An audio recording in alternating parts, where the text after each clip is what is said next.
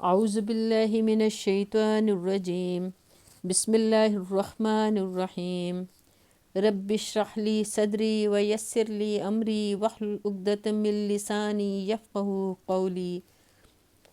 السلام علیکم ورحمۃ اللہ وبرکاتہ۔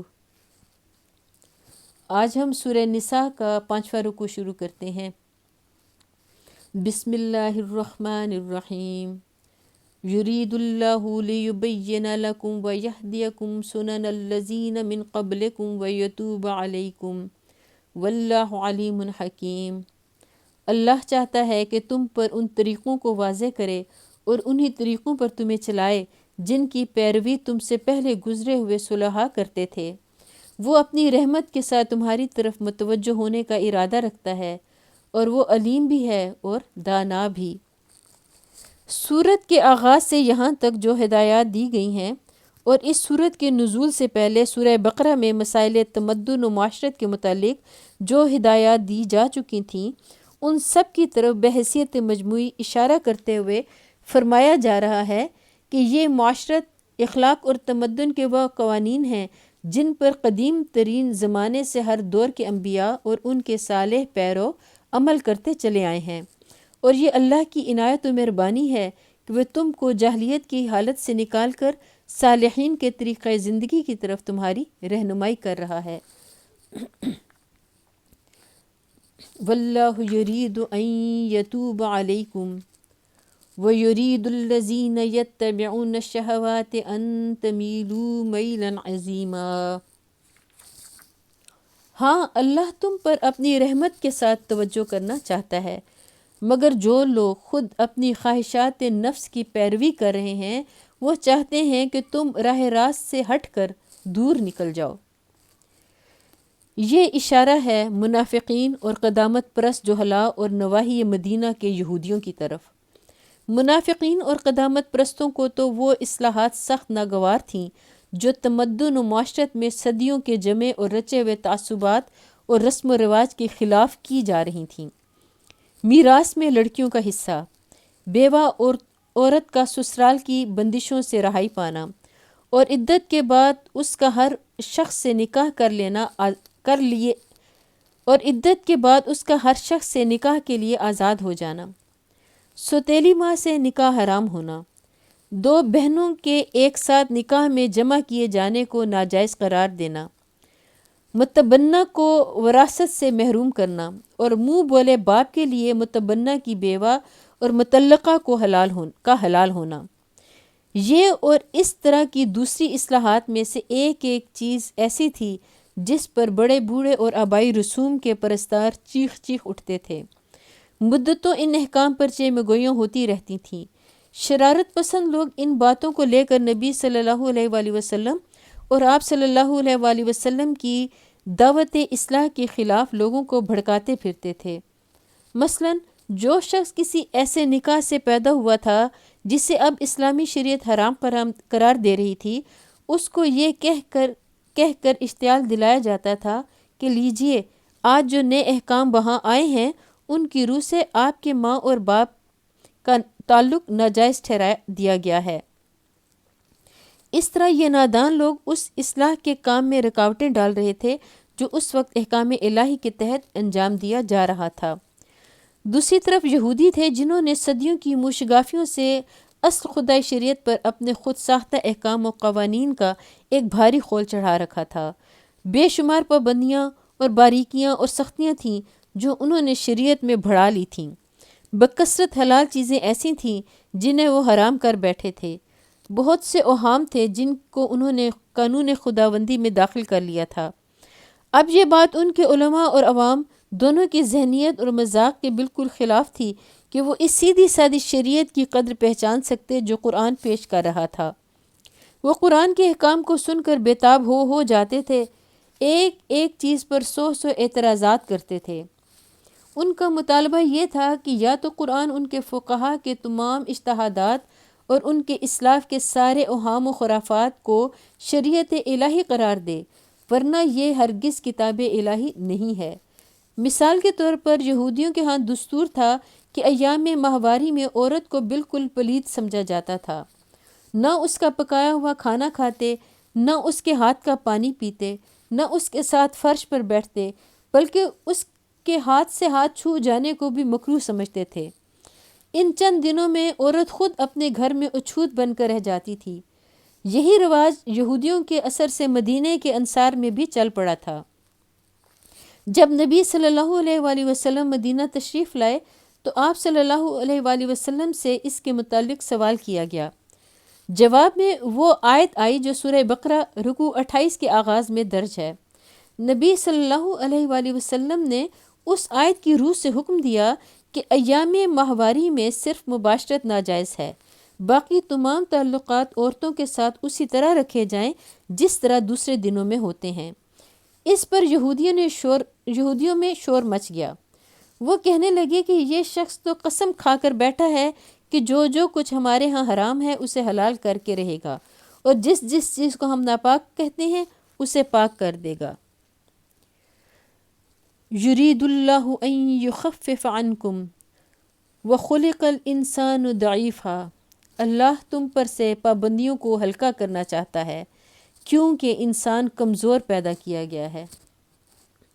یا ایہا الذین آمنوا لا تأکلوا اموالکم بینکم بالباطل الا ان تکون تجارۃ عن تراض منکم، اے لوگو جو ایمان لائے ہو، آپس میں ایک دوسرے کے مال باطل طریقوں سے نہ کھاؤ، لین دین ہونا چاہیے آپس کی رضامندی سے۔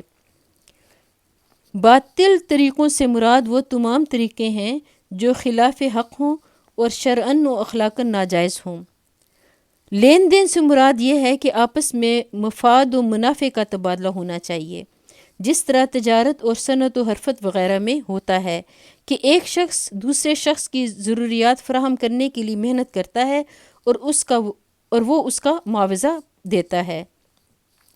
آپس کی رضامندی سے مراد یہ ہے کہ لین دین نہ تو کسی ناجائز دباؤ سے ہو اور نہ فریب و دغا سے۔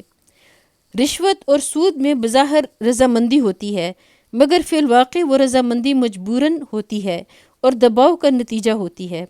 جوئے میں بھی بظاہر رضامندی ہوتی ہے، مگر در حقیقت جوئے میں حصہ لینے والا ہر شخص اس غلط امید پر رضامند ہوتا ہے کہ جیت اس کی ہوگی۔ ہارنے کے ارادے سے کوئی بھی راضی نہیں ہوتا۔ جال اور فریب کے کاروبار میں بھی بظاہر رضامندی ہوتی ہے، مگر اس غلط فہمی کی بنا پر ہوتی ہے کہ اندر جال و فریب نہیں ہے۔ اگر فریق ثانی کو معلوم ہو کہ تم اسے جال یا فریب کر رہے ہو تو وہ ہرگز اس پر راضی نہ ہو۔ وَلَا تَقْتُلُوا أَنفُسَكُمْ، اور اپنے آپ کو قتل نہ کرو۔ یہ فقرہ پچھلے فقرے کا بقیہ حصہ بھی ہو سکتا ہے اور خود ایک مستقل فقرہ بھی۔ اگر پچھلے فقرے کا بقیہ حصہ سمجھا جائے تو اس کا مطلب یہ ہے کہ دوسروں کا مال ناجائز طور پر کھانا خود اپنے آپ کو ہلاکت میں ڈالنا ہے۔ دنیا میں اس سے نظام تمدن خراب ہوتا ہے اور اس کے برے نتائج سے حرام خور آدمی خود بھی نہیں بچ سکتا، اور آخرت میں اس کی بدولت آدمی سخت سزا کا مستوجب بن جاتا ہے۔ اور اگر اس سے مستقل فقرہ سمجھا جائے تو اس کے دو معنی ہیں، ایک یہ کہ ایک دوسرے کو قتل نہ کرو، دوسرے یہ کہ خودکشی نہ کرو۔ اللہ تعالیٰ نے الفاظ ایسے جامع استعمال کیے ہیں اور ترتیب کلام ایسی رکھی ہے کہ اس سے یہ تینوں مفہوم نکلتے ہیں اور تینوں حق ہیں۔ ان اللہ کان بکم رحیما، یقین مانو کہ اللہ تمہارے اوپر مہربان ہے، یعنی اللہ تعالیٰ تمہارا خیر خواہ ہے، تمہاری بھلائی چاہتا ہے، اور یہ اس کی مہربانی ہی ہے کہ وہ تم کو ایسے کاموں سے منع کر رہا ہے جن میں تمہاری اپنی بربادی ہے۔ وَمَن يَفْعَلْ ذَلِكَ عُدْوَانًا وَظُلْمًا فَسَوْفَ نُصْلِيهِ نَارًا وَكَانَ ذَلِكَ عَلَى اللَّهِ يَسِيرًا، جو شخص ظلم و زیادتی کے ساتھ ایسا کرے گا اس کو ہم ضرور آگ میں جھونکیں گے، اور یہ اللہ کے لیے کوئی مشکل کام نہیں ہے۔ ان تجتنبوا کبائر ما تنہون عنہ نکفر عنکم سیئاتکم وندخلکم مدخلا کریما، اگر تم ان بڑے بڑے گناہوں سے پرہیز کرتے رہو جن سے تمہیں منع کیا جا رہا ہے تو تمہاری چھوٹی موٹی برائیوں کو ہم تمہارے حساب سے ساقط کر دیں گے اور تم کو عزت کی جگہ داخل کریں گے۔ یعنی ہم تنگ دل اور تنگ نظر نہیں ہیں کہ چھوٹی چھوٹی باتوں پر پکڑ کر اپنے بندوں کو سزا دیں۔ اگر تمہارا نامہ اعمال بڑے جرائم سے خالی ہو تو چھوٹی خطاؤں کو نظر انداز کر دیا جائے گا اور تم پر فرد جرم لگائی ہی نہ جائے گی۔ البتہ اگر بڑے جرائم کا ارتکاب کر کے آؤ گے تو پھر جو مقدمہ تم پر قائم کیا جائے گا اس میں چھوٹی خطائیں بھی گرفت میں آ جائیں گی۔ یہاں یہ سمجھ لینا چاہیے کہ بڑے گناہ اور چھوٹے گناہ میں اصولی فرق کیا ہے۔ مولانا صاحب فرماتے ہیں کہ جہاں تک میں نے قرآن اور سنت میں غور کیا ہے مجھے ایسا معلوم ہوتا ہے کہ تین چیزیں ہیں جو کسی فعل کو بڑا گناہ بناتی ہیں۔ نمبر 1، کسی کی حق تلفی، خواہ وہ خدا ہو جس کا حق تلف کیا گیا ہے، یا والدین ہوں، یا دوسرے انسان، یا خود اپنا نفس۔ پھر جس کا حق جتنا زیادہ ہے اسی قدر اس کے حق کو تلف کرنا زیادہ بڑا گناہ ہے۔ اسی بنا پر گناہ کو ظلم بھی کہا جاتا ہے اور اسی بنا پر شرک کو قرآن میں ظلم عظیم کہا گیا ہے۔ نمبر 2، اللہ سے بے خوفی اور اس کے مقابلے میں استکبار، جس کی بنا پر آدمی اللہ کے امر و نہی کی پرواہ نہ کرے اور نافرمانی کے ارادے سے قصداً وہ کام کرے جس سے اللہ نے منع کیا ہے، اور عمداً ان کاموں کو نہ کرے جن کا اس نے حکم دیا ہے۔ یہ نافرمانی جس قدر زیادہ ڈھٹائی اور جسارت اور ناخدا ترسی کی کیفیت اپنے اندر لیے ہوئے ہوگی اسی قدر گناہ بھی شدید ہوگا۔ اسی معنی کے لحاظ سے گناہ کے لیے فسق اور معصیت کے الفاظ استعمال کیے گئے ہیں۔ نمبر 3، ان روابط کو توڑنا اور ان تعلقات کو بگاڑنا جن کے وصل و استحکام اور درستی پر انسانی زندگی کے امن منحصر ہے، خواہ یہ روابط بندے اور خدا کے درمیان ہو یا بندے اور بندے کے درمیان۔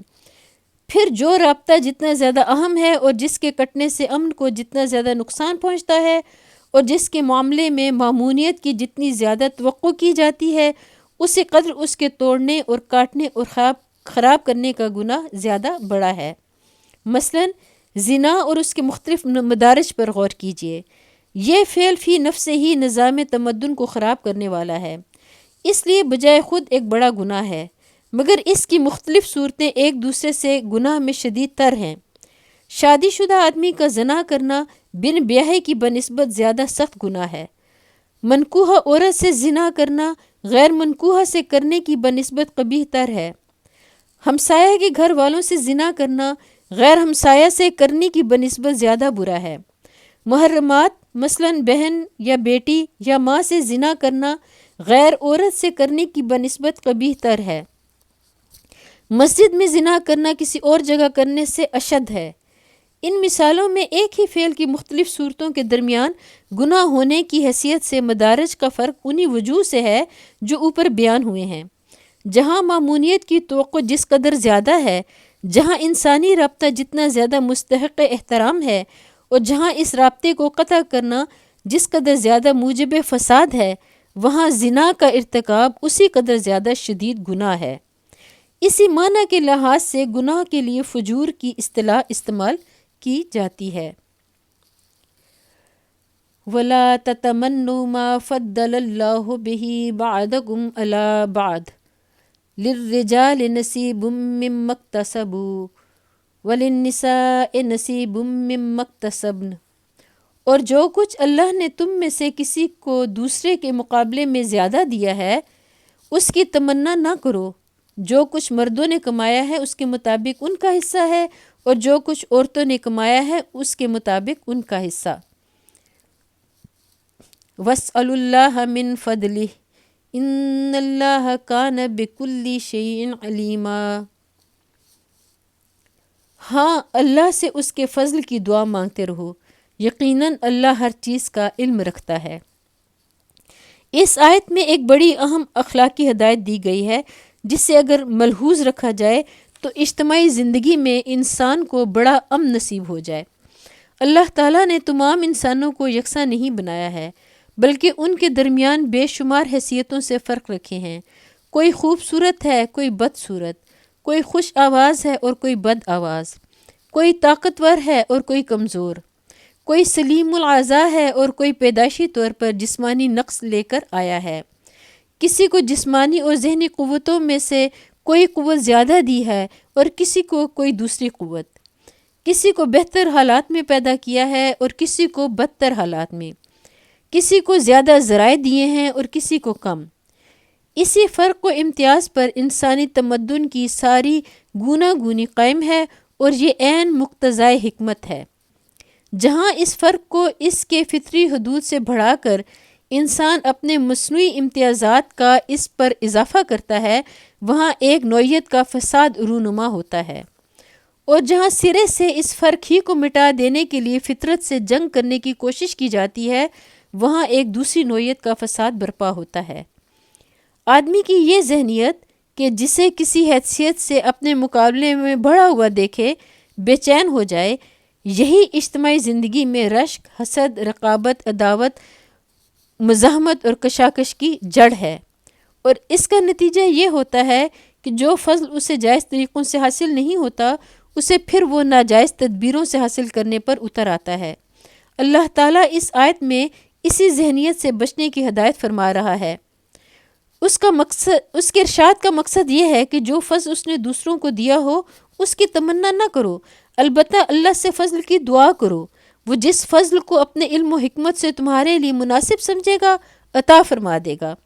اور یہ جو فرمایا کہ مردوں نے جو کچھ کمایا ہے اس کے مطابق ان کا حصہ ہے، اور جو کچھ عورتوں نے کمایا ہے اس کے مطابق ان کا حصہ، اس کا مطلب یہ ہے کہ مردوں اور عورتوں میں سے جس کو جو کچھ اللہ نے دیا ہے اس کو استعمال کر کے جو جتنی اور جیسی برائی یا بھلائی کمائے گا، اسی کے مطابق یا بالفاظ دیگر اسی کی جنس سے اللہ کے ہاں حصہ پائے گا۔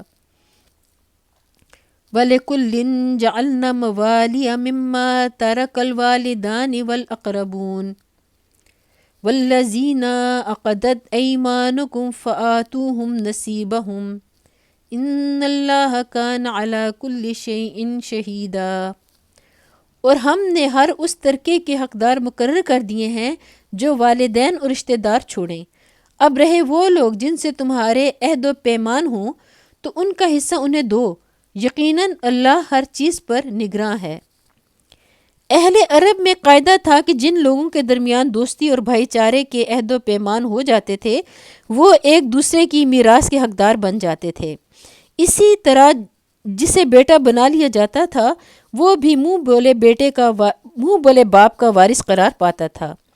اس آیت میں جاہلیت کی اس طریقے کو منسوخ کرتے ہوئے ارشاد فرمایا گیا ہے کہ وراثت اسی قاعدے کے مطابق رشتہ داروں میں تقسیم ہونی چاہیے جو ہم نے مقرر کر دیا ہے، البتہ جن لوگوں سے تمہارے عہد و پیمان ہوں ان کو اپنی زندگی میں تم جو چاہو دے سکتے ہو۔